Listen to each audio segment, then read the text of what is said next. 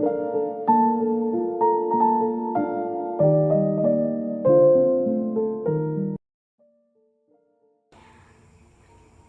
araw. Nais ko lang ibahagi ang istoryang to sa inyong programa. Ako nga pala si Denver, 38 years old at 7 taon ng kasal sa misis kong si Olivia na 35 naman ang edad. May uniko iho na ako na 7 taong gulang at ito ang kwento ng aking kataksilan. Hindi ito ang unang beses na napagtaksilan ko ang aking misis. Nagkaroon kami ng ugnayan ng aking katrabaho noon sa opisinang pinapasukan ko na hindi ko na ibabahagi pa sa inyo. Ngunit ang pangalawa kong pagtataksila sa kanya ay ang siyang hindi mabura-bura sa isip ko at talagang tumatak ng husto sa aking isipan. Hindi tumagal ang ugnayan naming dalawa. Ngunit masasabi kong kakaiba.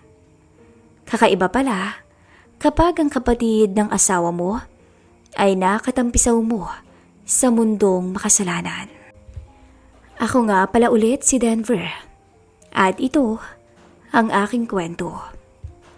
Simula nung magtaksil ako, nagsimula na rin akong tumingin sa iba. Kung dati ay pinipigilan ko pa ang sarili ko, ngayon ay napapalingon na rin ako kapag may maganda at sexy na napapadaan. Kahit pakasama ko si Mrs., pasimple pa rin akong tumitingin. Akala ko lasing lang ako noon, kaya ako nagawa nung pagtaksilan si Mrs. Kaya hindi ko nalabanan ng tukso. Pero hindi pala. Oo, nakukonsensya pa rin ako at minsan nagpipigil pa rin ako. Pero lagi akong natatalo ng aking kahinaan bilang lalaki.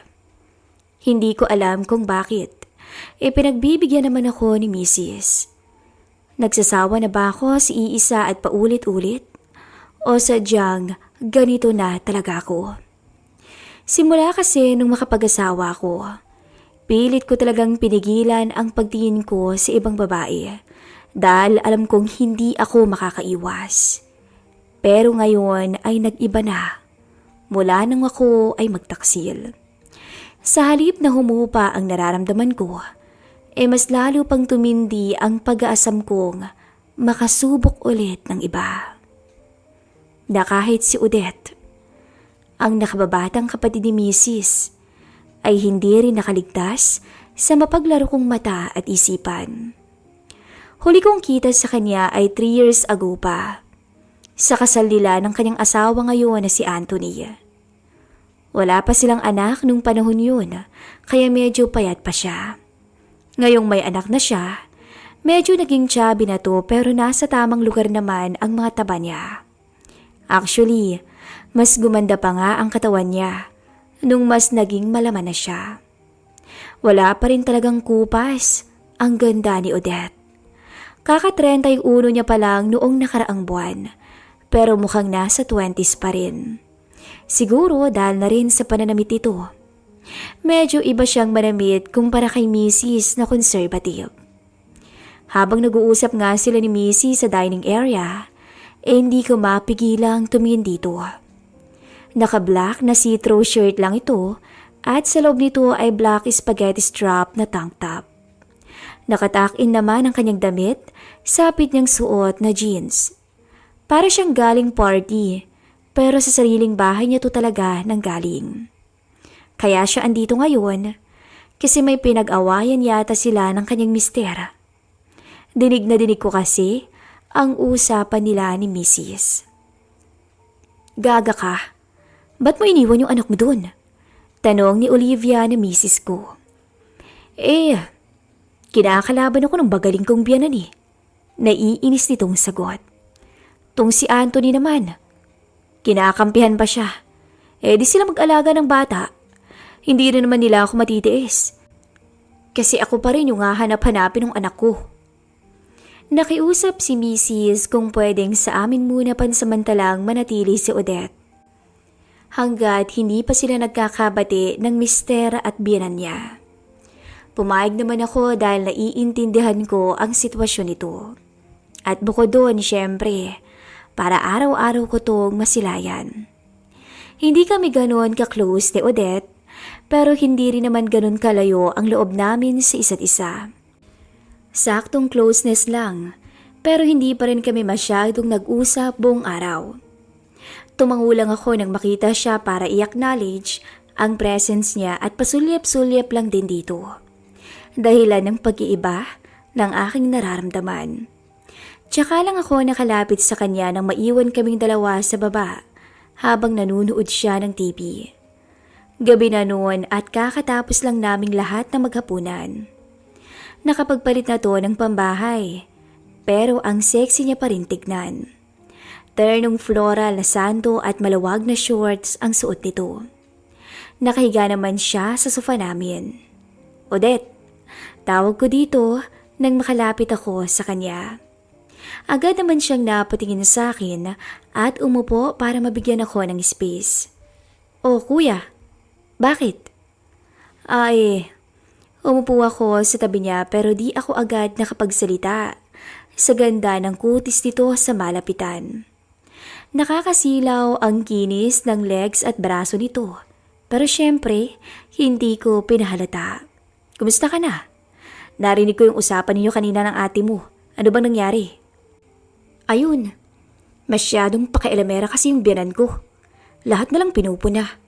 Matagal na akong nagtitimpi sa matandang yun. Alam yun ni Anthony. Kaya akala ko maiintindihan niya ako nung bigla na lang ako sumabog at nasagot ko yung mama niya. Eh hindi, kinampihan pa niya. Pambubulalas ni Odette. Hay nako, kung ako sa asawa mo, bumukod na ako kasama kayo ng anak niyo. Mahirap talagang pakisamahan yung mga ganyang klaseng biyanan. Kaya nga, ewan ko ba ron? Masyadong mama's boy. Para bang hindi siya makapagdesisyon pag wala ang mama niya. Pagpapatuloy nito. Buti ka pa. Marunong mag-isip. Kaya nga swerte si ate sa'yo eh. Na-flatter naman ako sa sinabi niya kaya ako napatawa. Iniisip niya kaya na mas maswerte siya sa piling ko kaysa sa asawa niya? Huwag kang mag-alala. Marirealize din yun ni Anthony. Sambit ko dito sabay hawak sa kamay niya. Hindi naman niya tinanggal ang pagkakahawak ko rito. At sa halip ay ngumiti pa siya sa akin ng napakatamis. Sana nga. Short but sweet na sagot nito. So, kwentuhan mo naman ako ng marriage life niyo ng ate ko. Wika niya. Napakwento nga ako. Nung una ay kung ano-ano lang ang pinag-uusapan at topic namin. Hanggang sa napunta na kami sa usaping kama. Casual lang ako nagkwento sa kanya, hindi detalyado. Pati pala sa kama, magaling ka. Si Anthony wala. Sambit nitong nakasimangot. Seryoso? Tanong ko dito.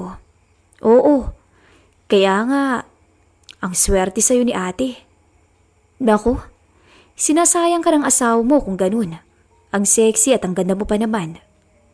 Natawa ng malakas si Odette. Sexy ka dyan. Tumaba na nga ako eh. Sexy ka pa rin. Kung asawa nga lang kita, hindi ka malulungkot sa akin. Napatigil naman bigla si Odette at ngumiti lang. Kaso hindi ko mabasa kung anong klaseng ngiti yun. Medyo naging awkward. Kaya kinabahan ako dahil baka lumagpas na ako sa pagpupuri sa kanya. Sorry.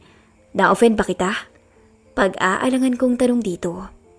Hindi na-flatter nga ako eh. Hindi ko lang alam kung paano magre-react. Natawa to. Kinabahan ako ron sabi ko. Natawa lamang siya ulit. Bakit nga pala? Mas gusto ba ng mga lalaki yung ganito? Wika niya. I can't speak for everyone. Kasi lahat naman tayo may sari-sariling preference pero personally, mas gusto ko yung tulad ng sayo. Yung may taba. Casual na sagot ko dito.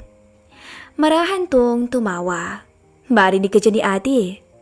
Ano ka ba? Kahit ate mo mag-a-agree sa akin. Mahaba pa ang naging usapan namin ni Odette. At alam kong parehas kaming nadala sa usapang yun. Natawa ulit to ng malakas. Grabe, puro ka talaga bola. Aakyat na nga ako. Mamaya kung ano pa yung masabi mo. Natawa din ako. Totoo naman yung mga sinabi ko. Basta. Good night na ha. O sige, good night din. Sabi ko dito. Tumayo na ito bago ko siya ulit tinawag. Odette? Bakit? Napaharap ulit ito sa akin. Huwag mo sanang banggitin yung pinag-usapan natin sa ate mo. Don't worry, sa atin lang to. Anya sabay kindat sa akin. Ano kayang ibig sabihin ng kindat na yun? Inaakit niya kaya ako? Pagpasok ko sa aming silid, ay nadatnan kong gising pa si Mrs. Pero sa tabi niya naman ay tulog ang aming anak na si Oliver. Mukhang tuwang-tuwa si Odette sa iyo ah. Anong pinag-uusapan niyo? Tanong ni Olivia. Nagtabihan ko na siya at yumakap sa kanyang bewang. Hindi naman ako kinakabahan kasi mahina naman kaming nag-uusap ni Odette kanina. Malakas lang talaga siyang tumawa. Walahan, nanunood lang kami. May kakaibang epekto kaya yung sinabi at kinuwento ko kay Odette kanina. Nai-imagine niya kaya at natuturn on kaya siya kaya tinigil niya yung usapan namin. Hindi ko mapigilan ang mapailing habang naaalala ko kanina si Odette. Gusto kong umisa kay Mrs. Kaso hindi ko magawa dahil dito din natulog ang anak naming si Oliver. Napunta kasi kay Odette pansamantala ang kwarto niya habang dito siya mananatili sa bahay namin. Sinubukan kong yakapin si Mrs. at humaplos dito. Ngunit pinigilan niya ako. Sige na Han. Ano ka ba? Andito ang anak natin. Naiinis niyang sinabi. Tulog naman na siya eh. Please, pakiusap ko dito at muli sanang yayakap. Ngunit pinalo niya ulit ako. Denver, wag muna. Ikaw na lang muna dyan kung gusto mo. At dahil doon, hindi ko na ulit sinubukan sa pangatlong pagkakataon. Dahil baka mamaya, magalit na siyang tuluyan. Kaya tinanggal ko na lang ang kamay ko sa pagkakayakap sa kanya. Natulog na lamang ako nang medyo nagtatampo kay Mrs. Wala na rin naman akong magagawa. Kung pwede nga lang si Odette eh. Sa isip-isip ko. Kinabukasan, habang naghahanda kami para sa tanghalian, ay doon palang bumaba si Odette. Kahit bagong gising to ay napakaganda pa rin. Nasilayan ko na naman siya na nasisinagan pa ng konti ng araw. Pero grabe, anong oras na to kaya natulog? At bakit ngayon lang siya nagising? Ano kayang ginawa niya? Sarap ng tulog ah. Bakit kaya? Pagbibiro ko dito na mayroong pinapahiwatig. Nasa kusina pa naman si Mrs. kaya hindi niya ako naririnig. Sira, malamang namamahay ako no? Pahayag nito. Natawa naman ako dahil na-gets niya ang sinabi ko. Pero malay mo, ginawa ko yun para makatulog. Charot. Ay, may pacharot pa. Okay lang naman na umamin ka eh. Hindi naman kita i-judge. Sabi ko. Charot lang naman talaga eh. Anya sabay tawa ng malakas. Bakit ka ba curious? Ikaw sumbong kita kay ate. Joke lang. Pagkasabi ko noon ay nakita ko si Mrs. na papunta na sa amin sa dining area. Dala-dala ang niluto niyang ulam. Kaya agad kong binura ang aking expression sa muka. Si Odette ang lakas talagang tumawa. Sambit ni Olivia habang naglalakad papunta sa amin. Wow! Naglechon mano ka? Anong special occasion? Masiglang tanong dito ni Odette. Siyempre dahil sa'yo yun. Sagot naman ng misis ko. Sige wait lang ha. Kuhanan ko lang kayo ng plato. Sabi nito kaya naiwan na naman kami ni Odette. Bigla namang lumapit si Odette sa akin. Kunin ko lang yung sausawan kuya. Anya na may pagkamaynihin ng boses na may mapang-akit na tono. Hindi ko alam kung ginagawa niya talaga yun o nasa utak ko lang yun dahil nadadala ako ng husto. Nasa dulo ako ng dining table. At dahil konektado ang counter namin sa dulo ng dining table, hindi talaga maiwasang magkabungguan dahil malait lang ang space sa area na yun. Kaya naman nung dumaan siya sa harapan ko para kunin ang sausawan, ay hindi niya maiwasan na masagi ako. Ay, sorry ha. May lambing sa tono nito nung sinabi niya yon. Hindi siya mukhang apologetic at hindi rin mukhang aksidente lang. Medyo may tinatago din pala tong kapilihan kahit may asawa na. Walang kamalay-malay ang misis ko sa mga nangyayari ngayon. Habang abalang-abala siya sa pagtitimpla ng juice, ay may namumuo naman na kaganapan sa asawa at kapatid niya. Nang makabalik si Olivia, ay kumain na kaming lahat ng tanghalian kasama ang anak namin.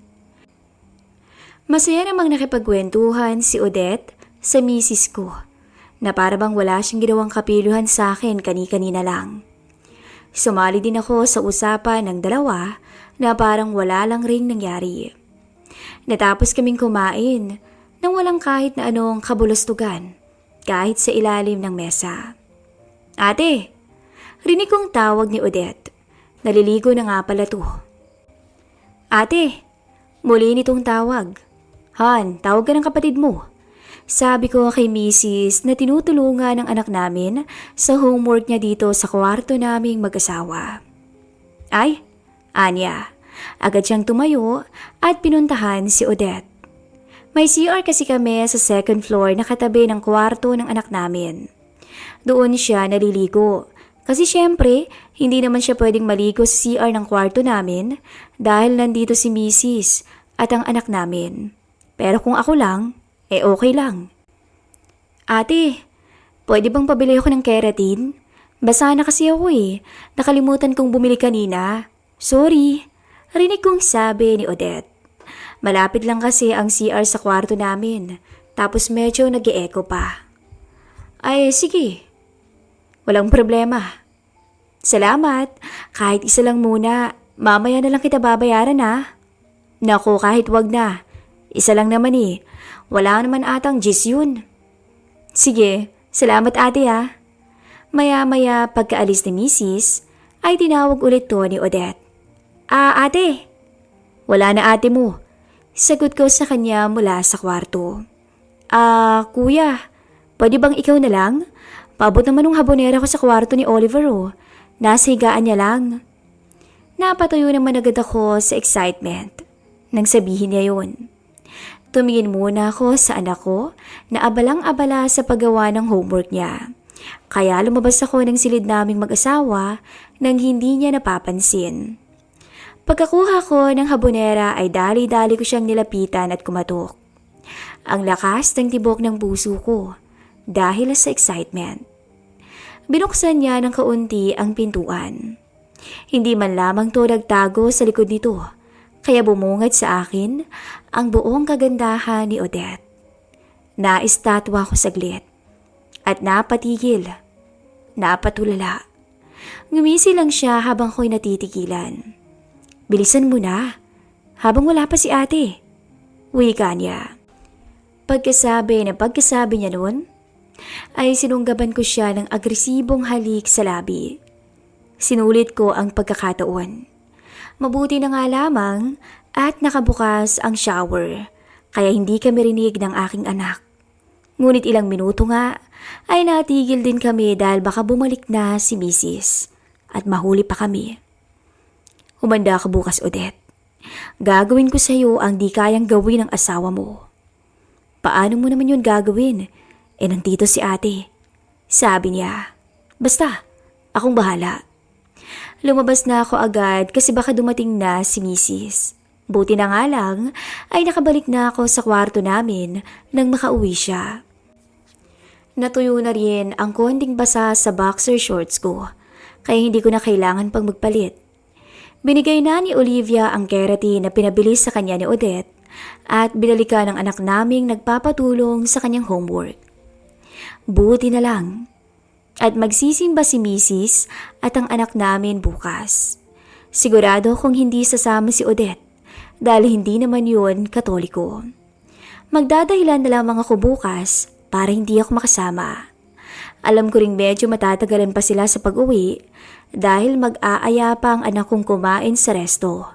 Kaya sisiguraduhin kong masusulit ko ang buong araw sa piling ni Odette.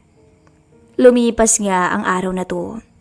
Sinabi ko na rin kay Odette, ang plano ko bukas at talaga namang na-excite to.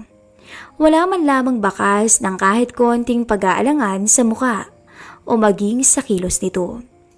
Napaisip tuloy ako. Hindi yata at hindi ito pinagbibigyan ng asawa sa kama dahil parang sabik na sabik to. O siguro, sadyang mahilig lang din tulad ko. Sorry na lang sa asawa nitong si Anthony kung ako ang hanap-hanapin ni Odette pagkatapos ng magaganap sa amin. At dumating na nga ang araw ng linggo. Pinilit akong ginigising ng asawa ko. Hindi naman ako kumikibo at kunwaring nagtatampo sa kanya dahil hindi niya na naman ako pinagbigyan sa pangalawang pagkakataon. Han, hindi ka ba sasama? Tanong nito habang tinatapik ang balikat ko. Tinanggal ko naman ang pagkakahawak niya dito. Sorry na Han. Ayoko lang mapuyat tayo kasi nga magsisimba tayo. Ayoko. Masakit ulo ko.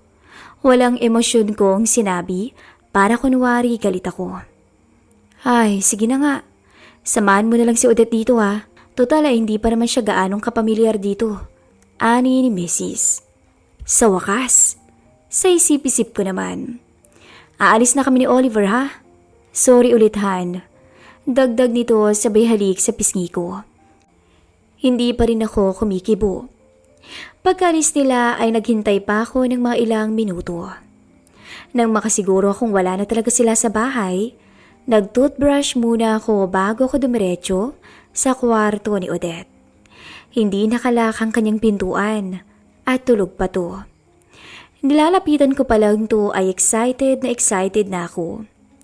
Umupo ako sa ulanan niya sa kama at hinaplos ang maamo nitong mukha. Bago ko ibinaba ng dahan-dahan ang kumot. At natuklasan kong wala itong kahit na ano sa sarili. Ganito ba talaga itong matulog? Nakatihaya to kaya bumabalang ang haplos ko sa leeg nito. Papuntang balikat niya na napakakinis din.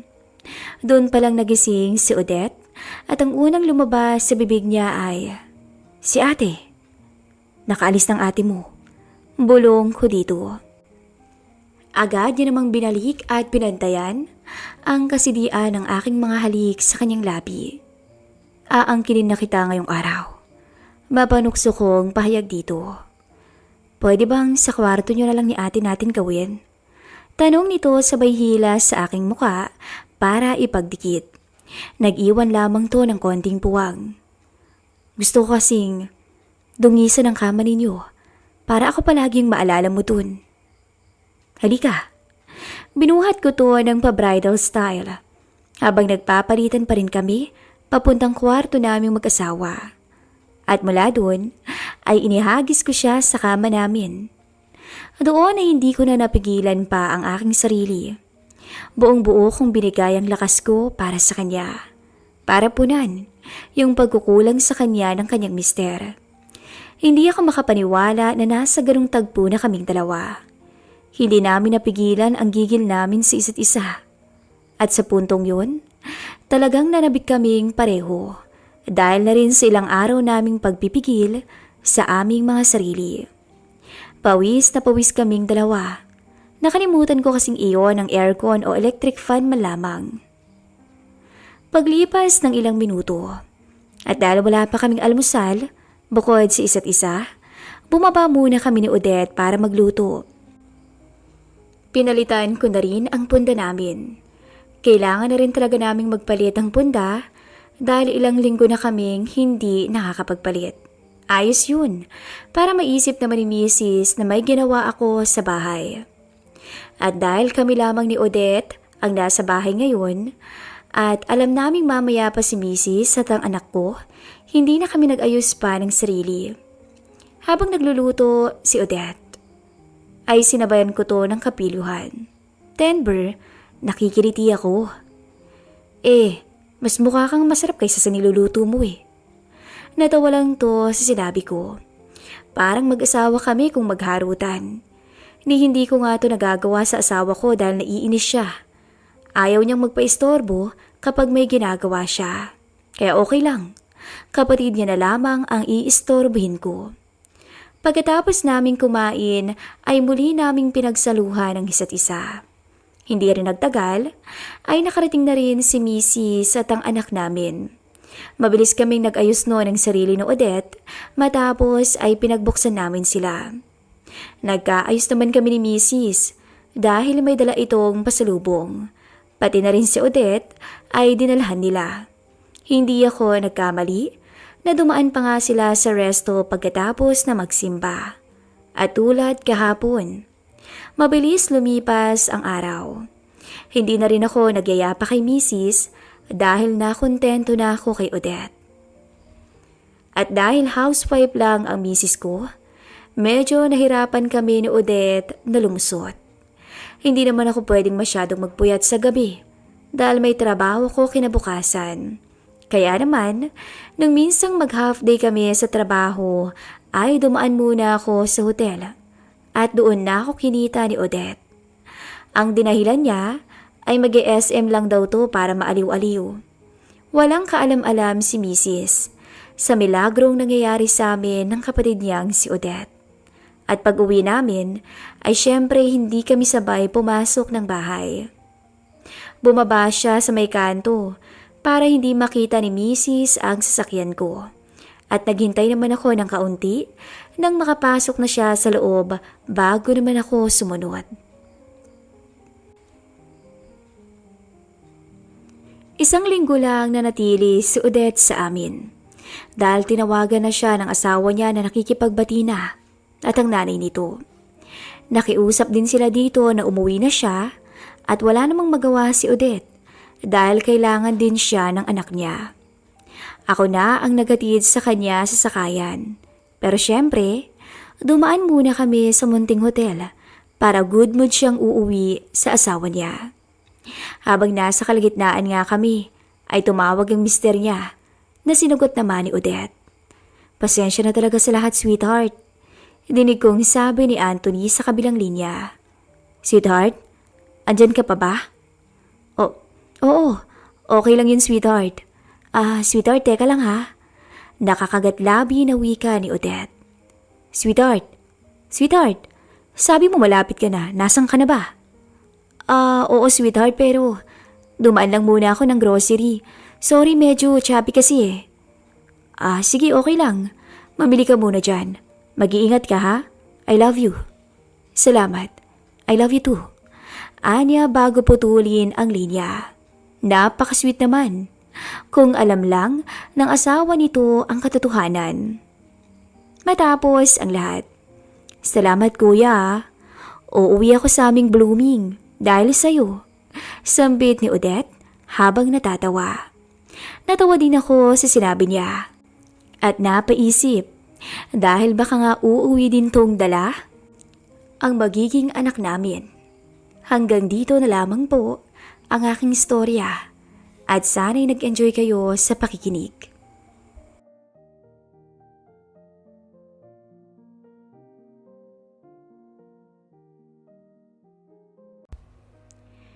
Isang magandang umaga sa inyo at sa lahat po ng tagapakinig na tumatangkilik sa channel na ito. Hello po, itago nyo na lang po ako sa pangalang Tina. Hindi ko po tunay na pangalan. May malaking sikreto akong itinatago. Isa pala akong single parent na may 2 anak. Sa kadahilan ng sumakabilang bahay na ang aking asawa at mahirap nang ipilit ang mga bagay-bagay na may lamat na.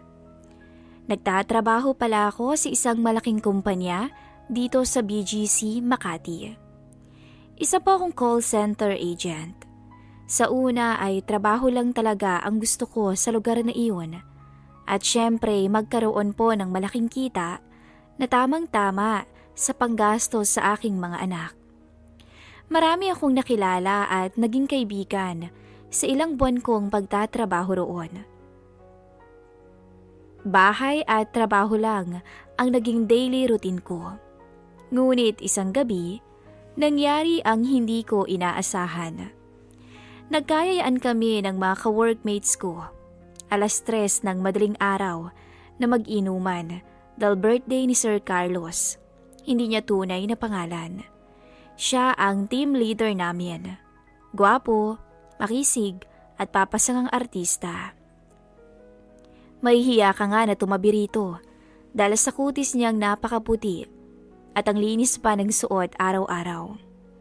May asawa at anak na rin to, kagaya ko. Nang lumabas na ng opisina ang mga kasamahan ko at magkanya-kanya na ng sakay sa mga sasakyan ang mga katrabaho ko, ako at si Sir Carlos na lang ang tanging naiwan sa ibaba ng building. Wala kasi akong sariling sasakyan at nagko-commute lamang ako mula Parañaque hanggang Makati araw-araw. Nang papasok na sa kotse si Sir Carlos, nakita niyang naglakad ako. Kaya inalok ako nitong sumakay na lang sa kotse niya. At doon rin naman ang punta niya dahil siya ang nag-set up ng inuman na iyon. Noong una po ay nahihiya pa ako sa kanya dahil TL ko nga siya at ako ay empleyado na mababa lamang. Nakakailang tanggi ako ngunit mapilit ito hanggang sa napapayag niya na rin ako. Bubuksan ko na sana ang likuran ng kotse niya para sa passenger seat na lamang ako. Ngunit tinawag niya ako at inaya na sa harapan na lang daw ako umupo katabi niya. Medyo halata ang nerbiyos ko ng mga oras na iyon habang binubuksan ang pintuan ng kotse sa harapan. At nang makaupo na ako, napansin ko rin na iba akong makatingin si Sir Carlos. Madalas rin kasi akong ipagtulakan o biruin ang aking mga katrabaho kay Sir. Bagay na lalong nagkaroon ng hiya sa pagitan naming dalawa. Naiilang ako kasi ang sabi nila may gusto raw sa akin si Sir Carlos. At nang sumakay ako sa harapan ng kotse niya, napagtanto ko na hindi nga sila nagbibiro. Iba talaga ang tingin niya sa akin kumpara sa mga ka-work ko na parang normal lang. Ayokong mag-assume pero ewan ko ba? Iba kasi talaga. Halata mong may mali siya. Kaya nagbiro pa nga ako rito kasi napapansin ko na madalas sa akin siya nakatingin at hindi sa daan. Sir Carlos, sa daan po ang tingin. Pabirong wika ako dito. Tumawa lang siya at nagulat ako sa sinagot niya. Napakaganda naman kasi talaga ng view. Ani pa niya. Halos mag-blush ako ng oras na yun. Lalo akong kinabahan at parang gusto ko na lamang bumaba ng sasakyan. Pero ayoko namang mapahiya si Sir Carlos sa mga kasama ko at treat niya nga. Isa pa ay hahanapin ako ni Clarita, panigurado yun. Ilang oras lang na tumigil ang sasakyan ni Sir Carlos. Nakarating na nga kami sa lugar. Isang sikat na bar sa Makati. Hindi na ako naghintay rito at nauna na akong magtungo sa loob nang makababa ako ng sasakyan niya. Ayokong makita ng mga ka-work ko na magkasama kaming dalawa ni Sir Carlos dahil baka kung ano pa ang isipin nila sa akin at makarating pa sa misis nito. Nakapunta na ako sa table nang bigla akong biruin ni Clarita. Hindi niya tunay na pangalan. Siya ang pinaka-close ko sa lahat. Siya ang nagsasabi at naghahatid sa akin palagi ng balita tungkol sa mga ganap sa loob ng kumpanya. Sa kagaya kong workaholic na single mom, wala na akong time makipagkwentuhan pa sa iba. At sa kanya ko rin nalaman na may asawa at anak si Sir Carlos. Kasi kung pagmamasdan sa itsura niya at edad, mukha siyang binata pa. Nasa 32 anyos pa lang kasi siya na halos kaparehas ng edad ko. Habang ang misis naman nito ay nasa 40 anyos na, ayon kay Clarita. Hindi ko naman nakita ang asawa ni Sir Carlos at bago lang rin ako sa kumpanya kumpara kina Clarita na ilang taon na ring naglalagi sa kumpanya. Matagal na kasing nag-work si Clarita habang ako naman ay baguhan pa lamang. At heto na nga po. Dumating na ang exciting part sa gabing yun at nagkayayaan ng mag-inuman at hindi nagtagal ang iba sa amin ay tinamaan na agad ng alak. Maski ako ay nagsimula na ring manlabo ang paningin, pero malinaw pa rin naman sa akin ang mga nangyayari sa paligid ko. Hindi pa ako ganon kalasing ng sobra at kilala ko pa naman silang lahat.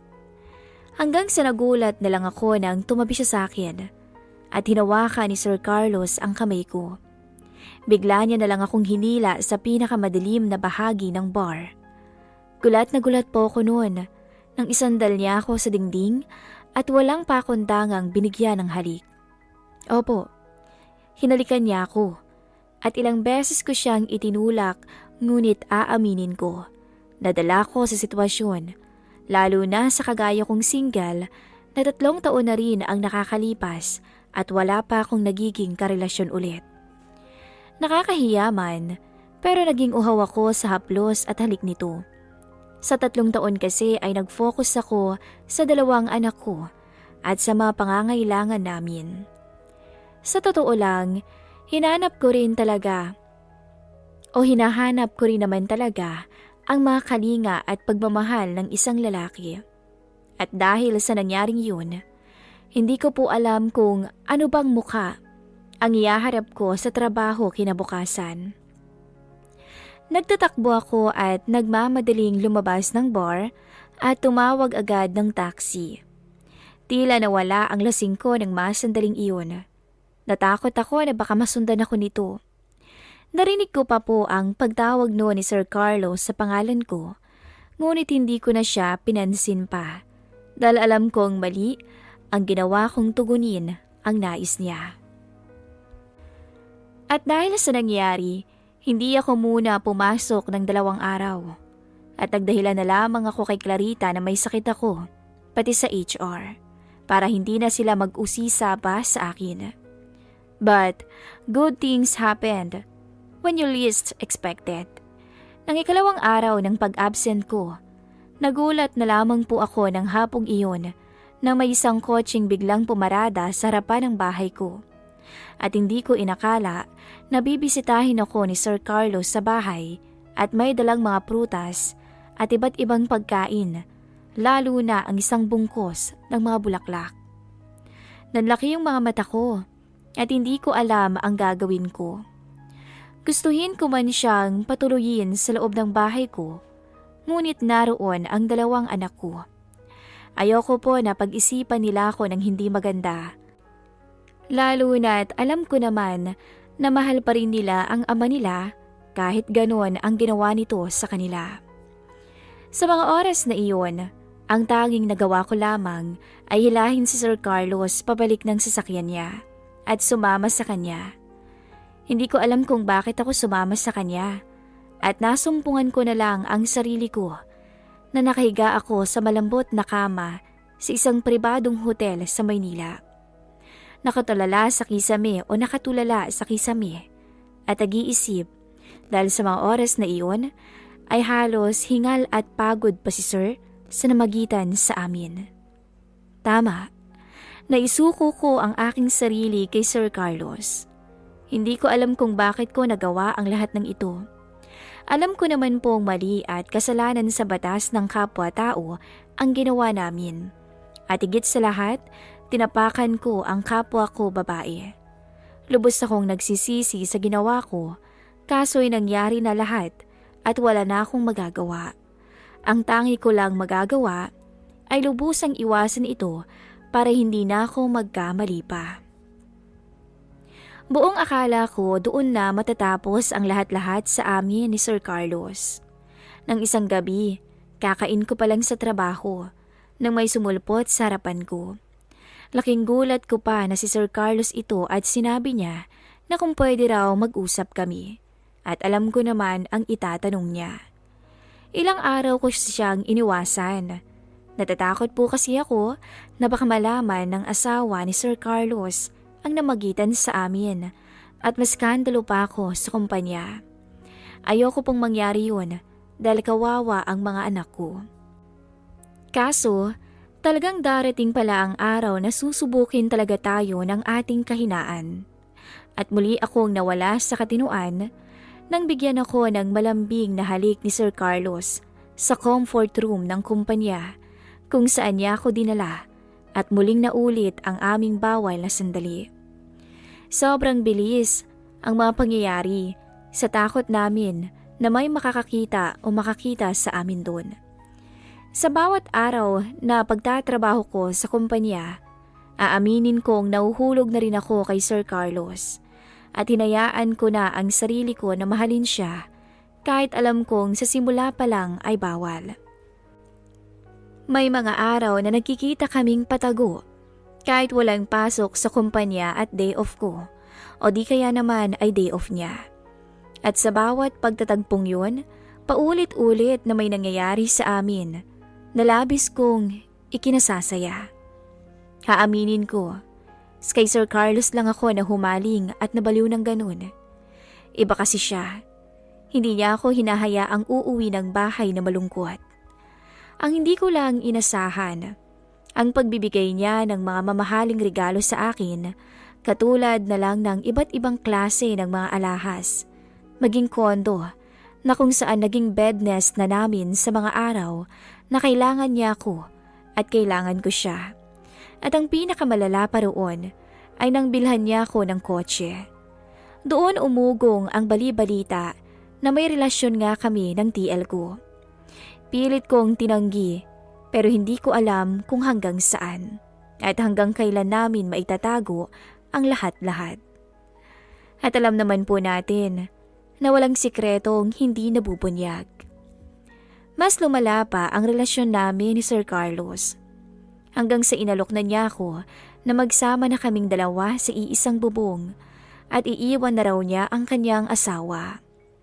Sinabi niya rin po sa akin na tanggap niya ang mga anak ko. Sa sinabi niya, dumistansya ako dahil iyon ang tama. Ayokong may masirang pamilya at mawalan na naman ng tatay na ako ang may dahilan. Kaso, dumarating talaga ang araw na nagiging marupok na tayo, lalo na sa taong mahal na rin natin, mga taong nagpapasaya sa atin, higit sa lahat, ang kumukumpleto ng bawat araw natin. Hindi ko na po alam ang gagawin ko. Gulong-gulo na po ako sa kumunoy na kinakasadlakan ko ngayon at hindi ko na rin alam kung paano pa ako makakabangon. Sana'y matulungan niyo po ako. Lubos na gumagalang, Tina.